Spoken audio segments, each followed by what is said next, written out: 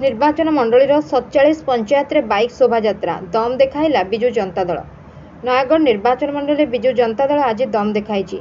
ନିର୍ବାଚନ ମଣ୍ଡଳୀର ଜନପ୍ରତିନିଧି ନେତା ଓ କର୍ମୀମାନେ 47 ପଞ୍ଚାୟତରେ ଭିନ୍ନ ଭିନ୍ନ ବାଇକ୍ ଶୋଭାଯାତ୍ରାରେ ସାମିଲ ହୋଇଛନ୍ତି। ନୟାଗଡ଼ ବ୍ଲକର 29 ପଞ୍ଚାୟତ ଓ ଓଡଗାଁ ବ୍ଲକର 18 ପଞ୍ଚାୟତରେ ଏହି ଶୋଭାଯାତ୍ରା ଅନୁଷ୍ଠିତ ହୋଇଛି।